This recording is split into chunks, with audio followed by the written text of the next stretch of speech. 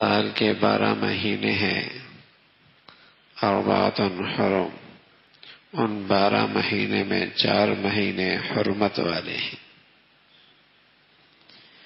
ان حرمتوں والے مہینوں میں ایک مہینہ رجب کا مہینہ ہے، حرمت والا مہینہ۔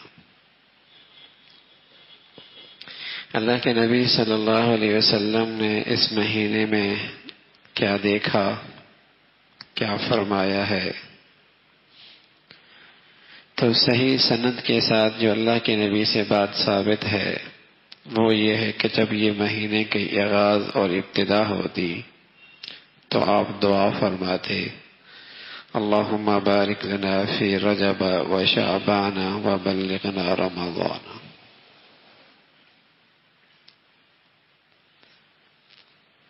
مسلمان بھی اسی کا اہتمام کرتے ہیں، ابتدا میں نہ کر پائے، جب یاد آ جائے تو اس دعا کا اہتمام کر لینا چاہیے۔ اللہم بارک لنا فی رجب و شعبان و بلغنا رمضان۔ اے اللہ میرے رجب میں، میرے شعبان میں برکت دے دے، یعنی میری عمر میں برکت دے دے کہ مجھے رمضان عطا فرما دے۔ گویا کہ رمضان کا اہتمام رجب سے ہو رہا ہے، گویا کہ رمضان کا اہتمام تیاری رجب سے شروع ہو گئی ہے۔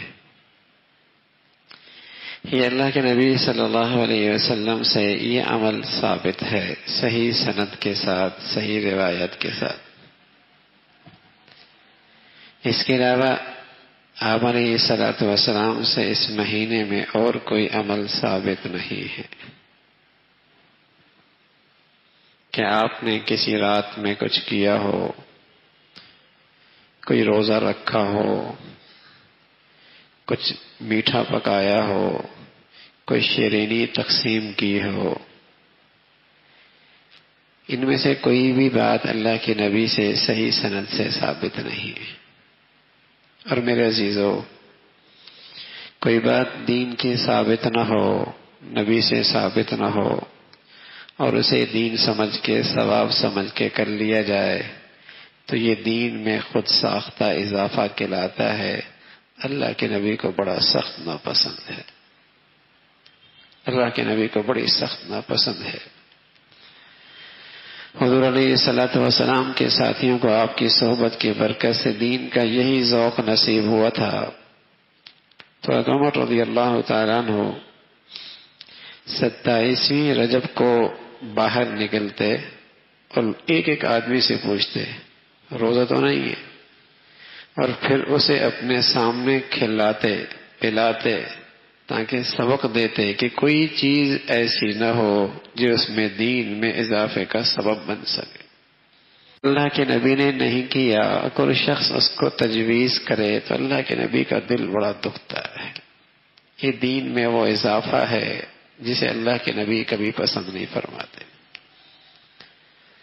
یہ سوچ ساختہ اضافہ ہے۔ ہمارے بعض بھائی بیچارے ناواقفیت سے عناد نہیں ہوتا، نا واقف ہوتے ہیں اور انہیں صحیح بات کا اندازہ نہیں ہوتا، تو اس قسم کی چیزوں کا وہ اہتمام شروع کر دیتے ہیں کہ اس دن روزہ رکھنا ہے، کنڈوں کے نام پر کچھ میٹھا پکانا ہے، تقسیم کرنا ہے، جس کی کوئی حقیقت نہیں ہے۔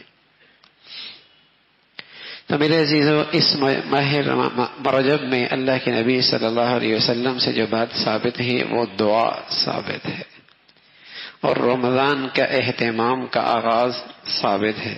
آپ علیہ الصلوۃ والسلام نے اس کا اہتمام کیا ہے۔ باقی آپ کی زندگی میں ایک کمال ہے جس کا کوئی انکار نہیں کر سکتا، جس کا کوئی انکار کوئی نہیں کر سکتا۔ وہ آپ کے کمالات میں سے ایک بڑا کمال ہے، اور وہ یہ ہے کہ اللہ نے آپ کو معراج کی دولت عطا فرمائی ہے۔ یہ آپ کا معجزہ ہے۔ یہ کس مہینے میں آیا؟ بعض روایت میں آتا ہے ربیع الاول میں ہوا، بعضوں میں آیا رجب میں ہوا۔ یہ کون سی رات ہے؟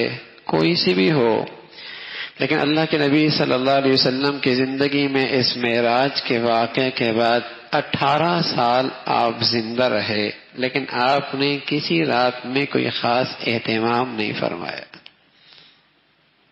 معراج ہوا، اور یہ اللہ کے نبی صلی اللہ علیہ وسلم کی زندگی کا ایک بہت بڑا کمال ہے، آپ کی زندگی کا ایک بہت بڑا معجزہ ہے، اس میں کوئی شک نہیں. اس میں امت کو بہت کچھ ملا، اللہ کے نبی کے مشاہدے سے امت کو بہت کچھ سبق ملا، رہنمائی ملی.